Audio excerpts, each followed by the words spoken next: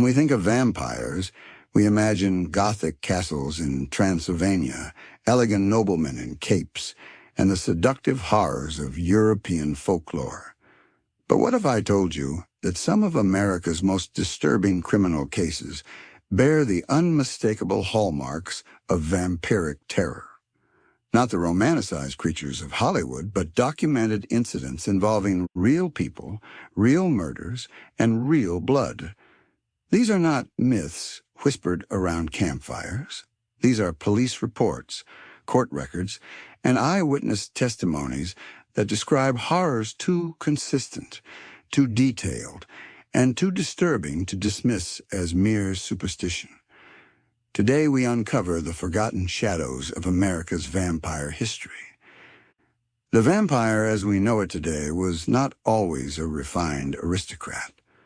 Long before Bram Stoker's Dracula graced the pages of literature, the creature haunting human imagination was something far more primal. In the folklore of Eastern Europe and the Baltic regions, vampires were not charming seducers, but grotesque predators lurking in dark forests, bewitching their victims before draining them dry. These early tales spoke of nocturnal beings driven by an insatiable hunger, creatures that represented humanity's deepest fears about death, disease, and the unknown. Everything changed in 1897 when Irish writer Bram Stoker introduced the world to Count Dracula. With a single character, the myth was forever transformed. The savage beast of the soil became a gentleman of shadows, charming yet murderous, refined yet relentless. Stoker's creation shifted the vampire from folklore monster to cultural icon, establishing the template that would dominate popular imagination for over a century. Yet beneath the veneer of fiction, reality stirred with eerie parallels. While no medical science confirms vampirism as a true disease, certain conditions mirror its most terrifying traits. Rabies, capable of invoking frenzied aggression and aversion to light. Porphyria, a rare blood disorder that creates extreme sensitivity to sunlight and has been linked historically to vampire legends. Scientists and historians have noted these unsettling similarities, observing how physical and psychological disturbances can warp the mind into something barely recognizable as human. But these rational explanations fail to capture the chilling accounts preserved in American history, where documented crimes carried all the hallmarks of vampiric terror. Long before Stoker's novel crossed the Atlantic, the United States had already witnessed incidents that seemed torn from the pages of nightmare. These were not elegant nobles or fanged immortals, but ordinary individuals, laborers, sailors, families whose lives twisted into something monstrous. They left behind trails of corpses, drained bodies, and unanswered questions that investigators struggled to explain. The year was 1827. The bark Atlantic departed from Boston, carrying dozens of men accustomed to the hardships of life at sea. Among the crew was a young cook from Ghana, a man whose temper had already earned him warnings from the captain. Life aboard a vessel meant to sail for years demanded patience, but tension often fermented in cramped quarters. After a heated dispute with a teenage sailor, the cook appeared to calm, returning to his daily tasks without incident. But when the sun rose the next morning, the young deckhand did not report for duty. A quiet unease spread across the vessel as the crew searched for him, unaware that the nightmare lying below deck would scar them forever. Deep within the dim cargo hold, one of the sailors discovered the missing youth. What remained of him? The young man lay mutilated beyond recognition, his blood pooled across the wooden floorboards. Nearby crouched the cook, his body hunched over like an animal, lapping at the crimson puddle. When the alarm rang through the ship, men descended with dread, finding not only one corpse but a second sailor similarly drained. The cook thrashed violently against their grasp, screaming incoherently, his strength so unnatural that it required several men to restrain him. Later accounts describe the corpses as exsanguinated entirely, a detail preserved in trial testimony, confirming that whatever consumed the young sailors had not been motivated by survival, but something far more disturbing. The authorities in Boston were shocked when the Atlantic returned early, bearing the restrained cook and shaken crew. During the trial, witnesses recounted the grisly scene with trembling voices, insisting they had seen the man drinking blood directly from the deck. Although he was sentenced to die by hanging, a last-minute intervention from the president transformed that sentence into life imprisonment. The reasoning, buried in political motivations of the era, did nothing to calm the horror of the public. The prisoner was soon transferred to a large correctional facility in Massachusetts, where he became infamous for violence that seemed to defy human limitations. Rumors whispered through the prison corridors about unexplained deaths and attempts by guards to conceal them to avoid public panic. Official paperwork documented at least one incident where he was found mid-attack, attempting once more to drain a man's blood. Solitary confinement did nothing to quell his brutality. Despite thick bars, heavy locks, and constant monitoring, he escaped his cell more times than officials could explain. Reports described him as moving with unnatural stealth, capable of slipping from confinement as if the physical barriers barely applied to him. Eventually, after years of escalating assaults, a guard was found lifeless in a pool of blood, his throat torn open, and the attacker crouched over him, tearing at the wound with his teeth. It was this final killing that resulted in the prisoner being declared criminally insane and relocated to a mental institution in Washington. His life ended there after a few years, his body committed quietly to the earth. But the legacy of terror he left behind has endured far longer than his mortal existence. Historians who study the events aboard the Atlantic often debate whether the man suffered from a rare psychological disorder or if his actions reflected something more deeply ingrained in the legends of vampirism. Newspaper clippings of the era describe him with language usually reserved for wild animals rather than men, emphasizing his snarling demeanor and blood-stained face. One such account recorded, "No force on that ship believed him entirely human in those desperate moments." Whether madness alone drove him, or whether the crew witnessed something beyond their understanding remains open to interpretation. Yet the pattern of drained bodies, unexplainable strength, and nocturnal violence created an eerie parallel with folklore that had until then existed only in distant lands. The settlement, that would one day become the quiet town of Dillsboro, sat hidden at the base of the Smoky Mountains, long before railroads or official recognition gave it a place on the map. In the late 1700s, it was little more than a modest cluster of homes, surrounded by dense woods and woven together by families who relied on one another for survival. Into this secluded community arrived a physician accompanied by his wife and teenage son. They constructed a large home beside the river, converting 2 upstairs rooms into a small medical practice and apothecary. At first, the locals welcomed the new residents, grateful for access to treatments that previously required long journeys to distant settlements.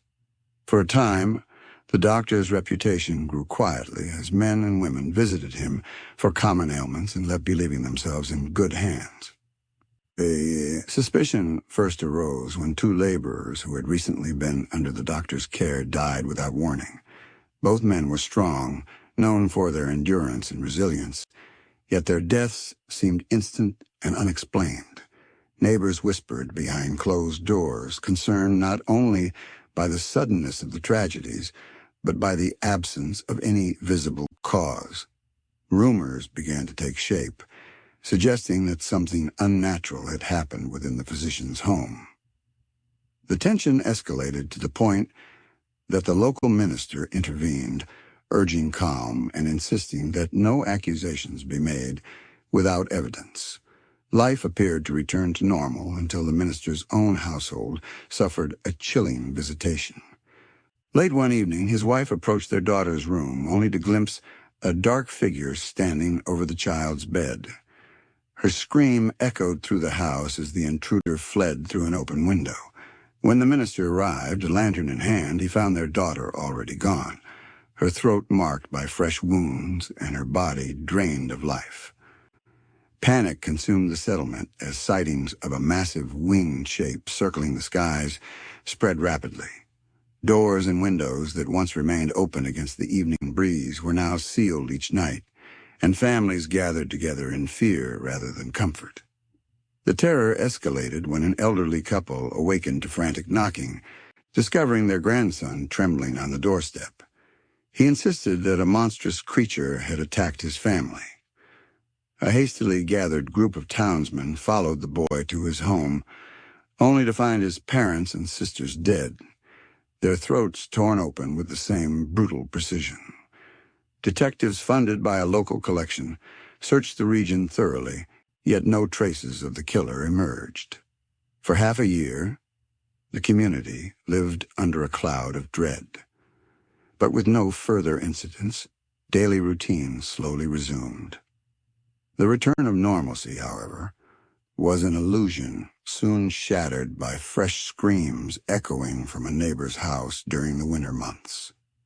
Two brothers rushed to investigate the commotion next door, armed only with work tools. Upon entering the home, they saw a shadowy figure escaping through an open window. The couple inside had met the same fate as previous victims, their bodies drained and their injuries unmistakably similar. Driven by fury rather than fear, the brothers pursued the fleeing shape. Their chase led them directly toward the physician's residence. Within minutes, a large crowd of enraged locals surrounded the property.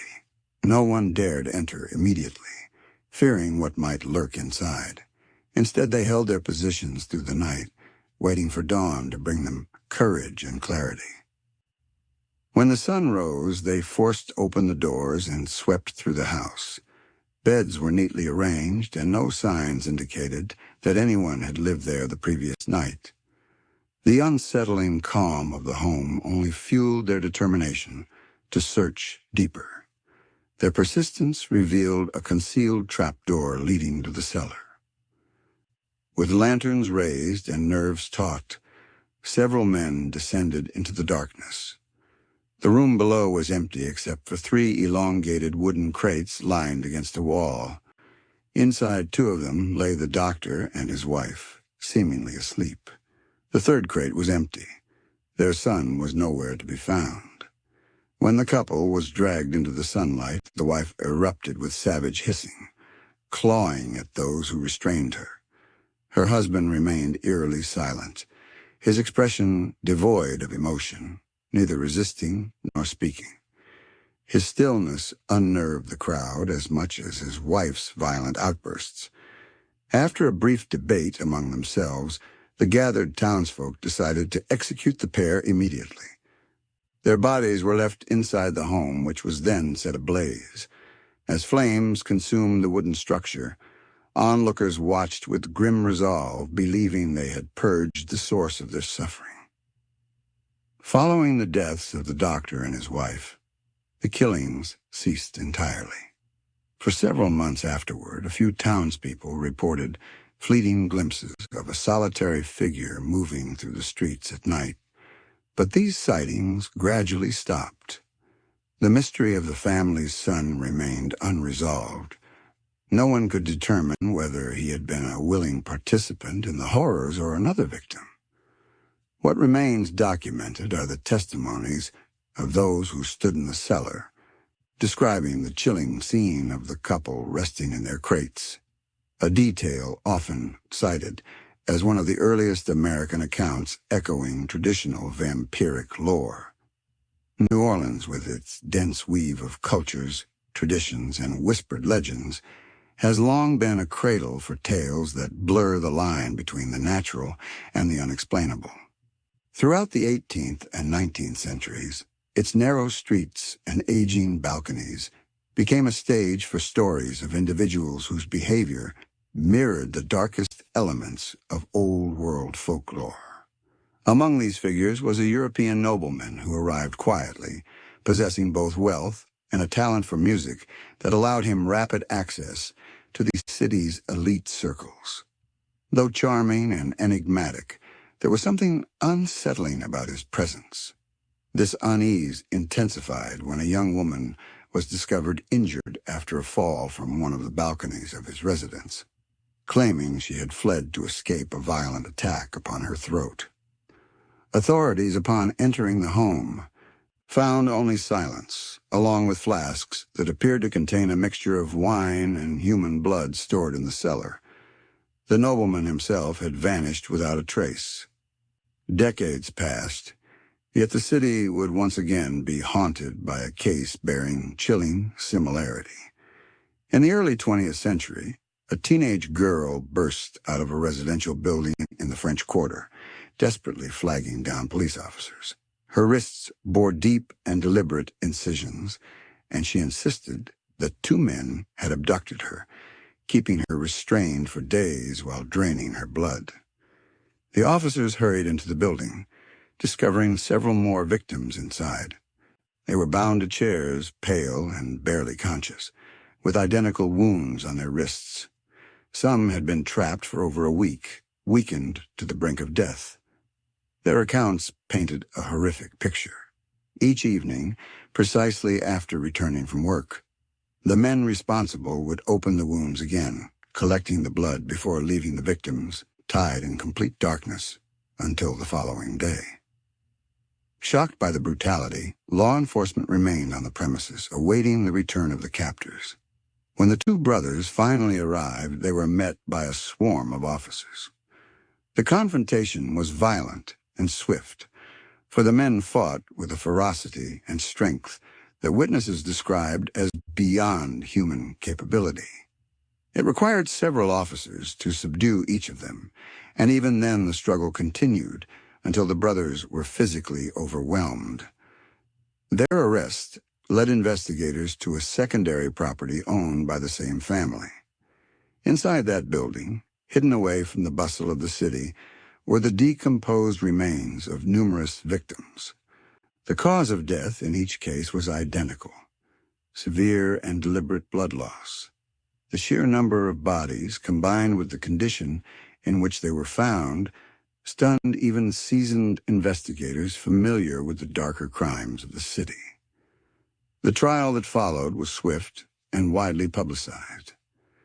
The brothers were convicted on multiple counts of murder and abduction, and ultimately sentenced to death. The family, which had lived in New Orleans for generations, owned a burial crypt within one of the city's historic cemeteries.